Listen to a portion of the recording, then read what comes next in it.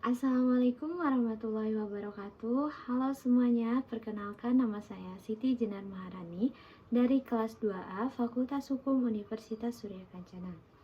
Di sini saya akan mereview materi hukum pidana pertemuan kelima dengan dosen pengampu Profesor Dr. Hajah Heni Nuraini SHMH dan asisten dosen Dr. Emrendi Aridayandi SHMH. Di pertemuan kelima ini membahas mengenai tindak pidana atau Strafbarkeit atau delik. Di pertemuan kelima ini, yang pertama membahas mengenai istilah tindak pidana. Kenapa dipakai istilah tindak pidana, bukan istilah seperti perbuatan pidana, pelanggaran pidana, dan istilah lainnya? Kenapa dipakai istilah tindak pidana? Itu alasannya yang pertama karena dari segi sosio-yuridis, di mana hampir semua perundang-undangan yang berlaku di Indonesia menggunakan istilah tindak pidana. Contohnya seperti Undang-Undang Nomor 7 Tahun 1955 tentang tindak pidana ekonomi, dan yang kedua ada Undang-Undang Nomor 35 Tahun 2009 tentang tindak pidana korupsi, tindak pidana narkotika. Dan yang terakhir contohnya ada Undang-Undang Nomor 20 Tahun 2001 tentang tindak pidana korupsi.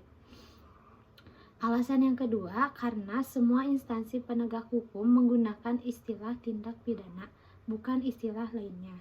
Yang ketiga, para mahasiswa mengikuti tradisi yang sudah berlaku di masyarakat dengan menggunakan istilah tindak pidana dibandingkan dengan istilah lainnya seperti pelanggaran pidana, perbuatan pidana, dan istilah lainnya. Selanjutnya ada mengenai pengertian dari tindak pidana. Pengertian tindak pidana ini merupakan pengertian yuridis yang berbeda dengan istilah kejahatan atau perbuatan jahat. Sedangkan dilihat dari isinya, tindak pidana ini memiliki dua pokok pikiran. Yang pertama mengenai perbuatan pidana atau criminal act dan pertanggungjawaban atau pidana criminal responsibility. Terdapat dua istilah mengenai antara perbuatan pidana dengan pertanggungjawaban pidana. Yang pertama ada istilah monistis.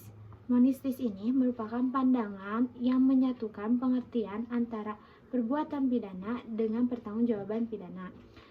Sedangkan kebalikan dari monistis ini adalah dualistis, yang artinya di mana pandangan ini membedakan antara pengertian perbuatan pidana dengan pertanggungjawaban pidana. Selanjutnya ada mengenai unsur-unsur dari tindak pidana. Unsur ini dibagi menjadi dua. Yang pertama ada unsur subjektif dan yang kedua ada unsur objektif. Yang pertama mengenai unsur subjektif. Unsur subjektif ini yang terdapat di dalam diri si pelakunya, yang terdiri dari yang pertama kesengajaan, kealpaan atau kelalaian, niat yang bersifat nurani, maksud dengan rencana terlebih dahulu, dan perasaan takut. Yang kedua ada unsur objektif. Unsur objektif ini merupakan unsur yang berada di luar dalam diri si pelakunya.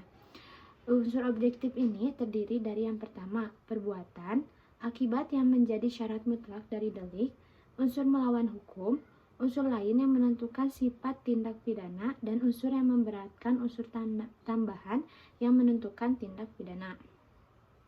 Di dalam tindak pidana juga terdapat bagian dari delik atau bestandelen van het delik yang meliputi yang pertama terdapat dalam rumusan delik, dan yang kedua ada penuntut umum harus mencantumkan dalam surat dakwaan, dan yang ketiga harus dibuktikan di pengadilan, serta yang terakhir ada apabila tidak terbukti hakim harus membebaskan terdakwa.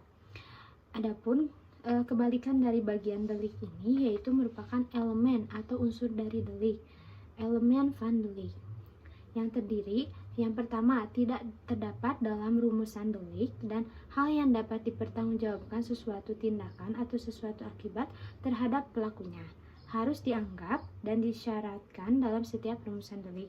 Dan apabila hakim ragu dalam putusan tersebut, maka harus melepaskan tuduhan tersebut dari segala tuntutan terhadap terdakwa.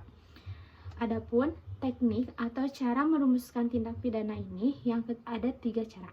Yang pertama mengenai hanya memberikan nama yuridis. Contohnya yang terdapat dalam pasal 351, pasal 297 dan pasal lainnya.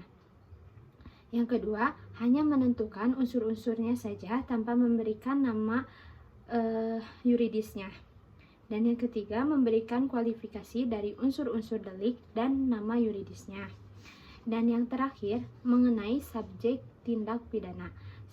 Subjek tindak pidana ini pada hakikatnya hanya satu, yaitu manusia untuk tindak pidana umum.